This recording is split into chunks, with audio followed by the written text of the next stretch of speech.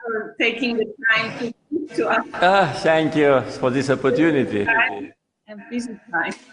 Mr. President, we are now entering the 6th week of the war in Nagorno-Karabakh. What is exactly at this point the situation at the front line? Situation on the front line is showing the dominance of Azerbaijani army. We liberate one village and one city after another. And during this time on the battlefield, Azerbaijan liberated large part of its territory, which was under occupation for almost 30 years. And the successful offensive operation of Azerbaijani army continues. And this once again shows that we are a strong country and we are fighting on our own soil. We restore international territorial integrity of Azerbaijan, and by the way, we implement the United Nations Security Council resolutions which demanded withdrawal of Armenian troops from our territories, but were not implemented by Armenia for almost 30 years. You want to recover the 7 occupied districts, 5+2. How much of those have you already restored? Actually, 4 of the 5 occupied districts have already been liberated, either completely or partially. And today we are in an active phase of deoccupation of other districts which have been under occupation. And as I said, we implement UN Security Council resolutions. And by the way, we already implement part of the basic principles, because the basic principles for settlement, which have been proposed by the OSCE Minsk Group, actually demanded the liberation of occupied territories of Azerbaijan. Unfortunately, Armenia was not willing to do it voluntarily, therefore we had to force them to do it. Both sides have agreed already to 3 humanitarian ceasefire, but none was helped for not even a few minutes. Why is it impossible to stop the war and sit down to talk? I think one of the reasons why these ceasefires didn't work was the attempt of Armenia to regain back the territories which have been already liberated by us. In other words, they wanted to occupy them again. Therefore, they tried to use the ceasefire, which, as you correctly mentioned, was announced on humanitarian grounds, in order to mobilize their resources and launch a new attack. And when they failed to do it, they launched a ballistic missile attack from the territory of Armenia on the 2nd largest city of Azerbaijan, Ganja. They did it twice, but first time on the 10th of October, right after the ceasefire was announced, and that caused the killings of 10 civilians, and tens have been wounded. So they brutally violated the first ceasefire. The second ceasefire also was violated by them in about 5 minutes after the announced time. And the third ceasefire they violated by attacking the peaceful city of Barda, where 21 people, civilians, were killed and 70 wounded. So all 3 times it was Armenian deliberate aggressive attack on us, and we had to respond, we had to defend ourselves. You said that you want a concrete calendar for the withdrawal of Armenian troops. Armenia said it is willing to compromise but not to surrender or capitulate those territories. Are you willing to compromise too, and what does this compromise look like? First of all, our position has been already many times declared during this almost 40 days. On many occasions, I said that our task is to restore territorial integrity of Azerbaijan, return 1 million Azerbaijani refugees and internally displaced persons to their homelands, to the territories where they lived for centuries, and after that, to provide peaceful coexistence between Azerbaijani and Armenian community in that area. Our position is based on the common sense, on humanitarian grounds, and is supported by international community. So it's very clear. Armenia, when they talk about compromise, they do not say anything concrete. They talk only about self-determination, but self-determination is not a compromise on their side. They should be more accurate in their position because it's very ambiguous now. Therefore, we demanded the timetable for withdrawal of Armenian troops from the occupied territories, and we demanded it from the very first day of the clashes. So if Armenia listened to us and behaved in a reasonable way, today we wouldn't have had a situation which we are now facing. The war would have stopped maybe a month ago.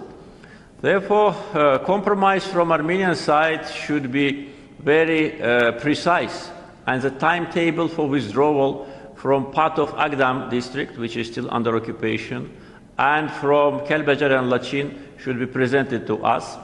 And Armenian Prime Minister should personally declare that. But not only they don't give us a timetable, they do not say that they will liberate those territories. During all this time, since 27th of September, never Armenian military political leadership said anything about liberation of territories.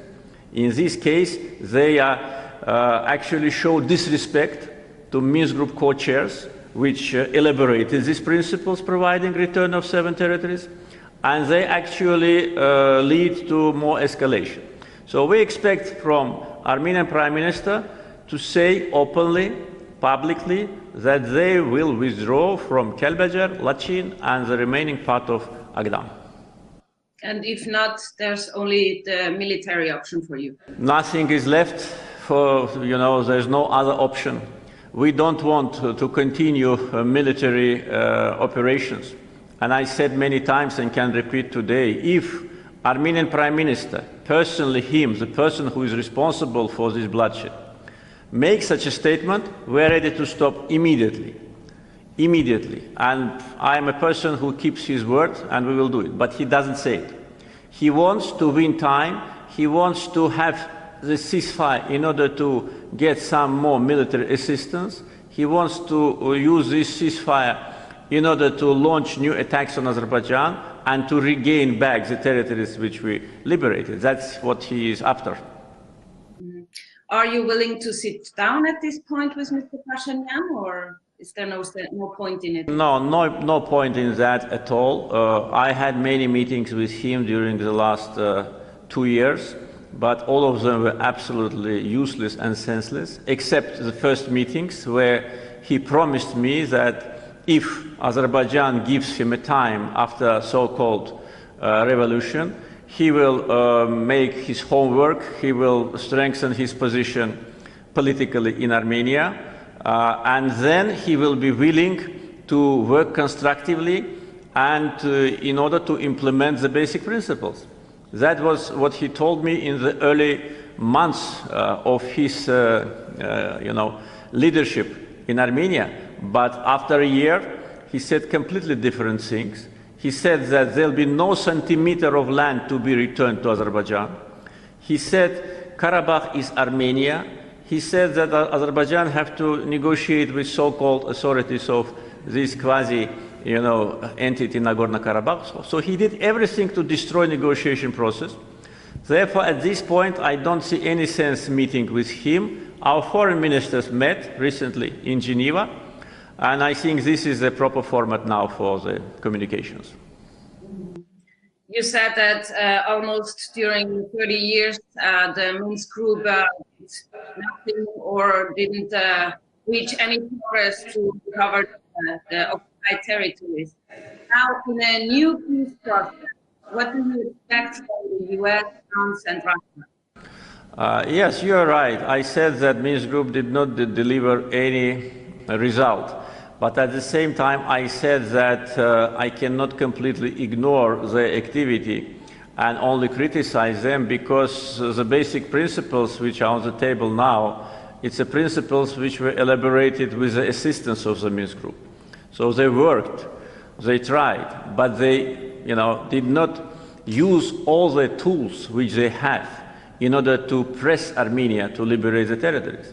Each of these countries unilaterally has enough leverages on Armenia, whether it's military support, political support, economic support, diasporal support, etc. But they did not use these instruments in their hands. They did not insist on implementation of the UN Security Council resolutions, which they themselves adopted as a permanent members of UN Security Council resolution. Therefore, the fact that there was no result, of course, demonstrates their unwillingness rather than they could not. If they could not, then who can? The three permanent members of the Security Council cannot influence small, impoverished, dependent Armenia. They just didn't want. They wanted a situation to be stable, this is true. They wanted peaceful scenario, but when they saw that for almost 30 years there is no peaceful scenario, and the new Armenian government actually destroys the process by statements and actions, I think they should have acted. And I called many times, talking with their leaders, talking with the high-ranking officials, insert pressure on Armenia, put sanctions. If you don't want to put sanctions, at least pronounce it, announce it, that the sanctions will be imposed. Otherwise, there'll be no other mechanism to influence this aggressor. So today, I think they realized that what they were saying many years, that there is no military solution to the conflict, was wrong. And we changed that reality. There is a military solution. But today, what we're talking about, let's just close that page of military solution and move to the political solution. So military, political solution must prevail. We are ready to stop today if Armenian Prime Minister says what I already demanded from him. And peace process should be based now on implementation of the rest part of the basic principles, which partly have been already implemented. We need a precise timetable for Kelbajar, Lachin, and part of Agdam to be liberated. And then I think the peace will come to the region. Mm-hmm. I must also ask you about the statements of Amnesty International that both sides actually have used cluster bombs, and now you and also Yerevan is claiming that both sides have used phosphorus, white phosphorus, incendiary weapons against civilians. Do you use prohibited weapons under international convention? We do not use forbidden weapons. We have enough ammunition in order to restore our territorial integrity, first.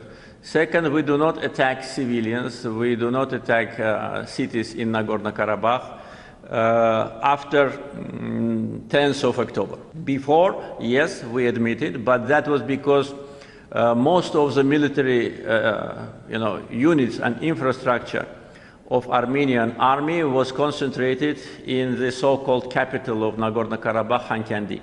So we had to hit those important military objects in order to provide security for us and to make our operation more efficient. But after the humanitarian ceasefire was announced, and many times we announced that, we never hit any city or any village where people lived. What Armenia did, on the contrary, is they launched ballistic missiles from Armenian territory to Ganja, and it is proved, though Armenian Prime Minister said it was not them, but it is ridiculous because ballistic missile launch is being monitored by the satellites. Everybody knows from where it was launched and what was the goal of that missile. It was deliberately hitting the civilian compounds in Ganja 2 times. They hit Barda 2 times with a very destructive Smerch missiles, and 21 persons was killed and 70 wounded only by 1 attack. There have been many attacks. They attacked the funeral ceremony in Terter. That is absolutely beyond any norms of human behavior. When people were burying the person who died, they hit the cemetery and 4 people were killed. And the cluster bombs which they used have been verified by international media and NGOs. And I'm sure that the first who reported about that were international media who visited that, and Amnesty International and Human Rights Watch. They just didn't have any other option rather than to acknowledge that. But the question is why they didn't come in the first place to Azerbaijan. Why they were only working on Armenian side. Only after international media, Western media, showed those cluster bombs which Armenians use, then these two NGOs confirmed that. It is good that they did, but frankly speaking, I cannot imagine how they could not confirm it, because when it's obvious. Russia said yesterday, Mr. Lavrov said yesterday, there are nearly 2,000 mercenaries battling or combating in Nagorno-Karabakh. What do you have to say regarding? I answered many times to these accusations, these groundless accusations, and I frankly speaking regret that the high-ranking officials of the countries which are supposed to be neutral, which are supposed to be acting within their mandate, which was given to them by OSCE, use this, unverified, groundless, so-called information and rumors. So first. Second, we don't have any mercenaries. Many times I said about that. We don't need them. We have an army of 100,000 fighters. We can recruit several times more if we announce total mobilization, which we don't do, unlike what Armenia did. There is no evidence of any foreign fighters fighting on our side. No evidence during this time since more than 1 month. Not a single document, not a single proof was given to us. Only statements. But then why they don't see what is happening on Armenian side? How many mercenaries are fighting on Armenian side? Why neither Russia nor France, which tried to accuse us, why didn't say anything about that? We have a list of people already eliminated with foreign passports, American, French, Canadian, Lebanese, from Iraq, from countries of the post-Soviet area, tens of them coming from Georgia. Yes, they are native Armenians, but it doesn't make any difference. If they're citizens of other country, they are considered to be acting there illegally. And so far, nothing was said about that, though we have proofs. We have passports in our hands. We have evidence, video. Nothing is said about that. So this is a selective approach which cannot be accepted by us. It is not in line with the mandate of mediators. I said many times, mediators must be neutral. If they take sides, it's up to them, but then they have to step down from mediation. Every country can have good or bad relations with any country. We understand there is a special feelings towards Armenians due to some reasons from some countries. But in national capacity, we don't mind. But if you're a mediator, please be neutral and stay away from accusations. If we start to accuse those who accuse us about mercenaries, about what they do in different parts of the world, it will be a long story, very long story. We don't do it. Therefore, we expect the same from our partners. What do you say to those who state that Turkey is not only giving you help, political help, but also military one? I would say that this is another provocation, another false news. There is no any military support from Turkey, apart from the fact that we are buying modern military equipment from Turkey. This is true. And this is a sophisticated, modern equipment that I think every army in the world would have envied, about. And Turkey's military industrial complex really demonstrates miracles. And this equipment helps us a lot on the battlefield. But we buy it. We sign contracts. Everything is transparent. Everything is legal. We buy weapons from other countries. Why nobody talks about how many weapons we bought from Russia? Only Turkey, because Turkey is now in the center of attack from, unfortunately, different, European politicians. There are attempts to demonize Turkey. There are attempts to blackmail Turkey, to press it. This is absolutely unacceptable. Main weapons come from Russia. We buy weapons from other countries. Only Turkey is here. So this is first. Second, those who always keep saying that Turkey provides military support to us, why don't they say that Russia provides military support to Armenia? Mediator, Minsk Group co-chair. We have proofs in our hands. We delivered this information to Russian officials. How much weapons were delivered to Armenia during these 40 days? Why nobody talks about that? Let's talk about that. Let's be fair. Therefore, first, this is wrong. Second, we buy Turkish military equipment and we will continue to do it. And third, there should be no double standards about that. And those, by the way, who tell that Azerbaijan is military supported by Turkey, I think should refrain from these absurd accusations. Turkey has obviously interests in the region, as have also Iran and Russia. Armenia has asked Russia for the possibility to guarantee its security. Do you fear an internationalization of the war? That's what Armenia wanted to do from the very beginning. And we were always against. I said many times to all the countries, stay away from this conflict. It is our business, it's our battle for territorial integrity. And there should be no attempts to internationalize the conflict. But Armenia did everything to do it. And the letter which Armenian Prime Minister sent to Russian President not only demonstrates that they already admit their defeat, that we beat them on the battlefield, it also shows that they want to internationalize the conflict. They want to drag Russia into a direct participation on the ground, which is absolutely unacceptable, and as far as I know, was rejected by Russia, and Russian foreign minister issued a statement about that. Maybe I'm not precisely correct in my words, but the sense was that the fight is taking place on the territory of Azerbaijan. If Azerbaijan attacks, or if any country attacks Armenia, then Russia will have their, obligations. But the battle is going on our soil. So these attempts, I think, are absolutely useless. Russian position was articulated by the foreign minister. Iranian position was also articulated. Probably you heard about Iranian plan for the settlement, which provides territorial integrity of countries.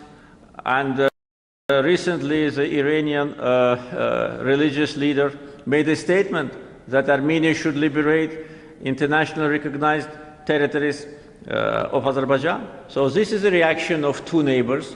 Position of Turkey is well known. It always stands for international law and UN Security Council resolutions. Georgia, on many occasions before, also supported Azerbaijan's territorial integrity. This is a position of our neighbors. So Armenia is in isolation. So they want to internationalize the conflict. They want to exploit some fake news and some fake news from the history in order to get support. But the best way for Armenia to act now is to admit their defeat, admit our victory, and make a commitment that they will liberate the remaining part of the territories. If they recognize the independence of Nagorno-Karabakh, what would your reaction be? If they wanted to recognize, they would have recognized a long time ago. Why they did not recognize it before? Because they clearly understand that by this very irrational step, negotiations will stop. Absolutely. So if they do it, there will be nothing to talk about. And then no peaceful initiative, no basic principles, no future, settlement, nothing will be on the table. So I think that they understand it. They always wanted to use it as a kind of instrument in order to frighten us, saying that if Azerbaijan does that, we will recognize. I tell them many times during these days of war, and I tell now, Armenian Prime Minister, recognize Nagorno-Karabakh today. Do it. Show your courage. Show that your words mean something. Recognize Nagorno-Karabakh today. Again, and you will see that they will not do it, because they are cowards. They can fight only against peaceful civilians. And when they see this, they run away. Would you be willing to accept an autonomous region? This should be part of the future discussions on the basic principles, because the first part of the basic principles demanded the withdrawal of occupied territories, 5+2 in timetable.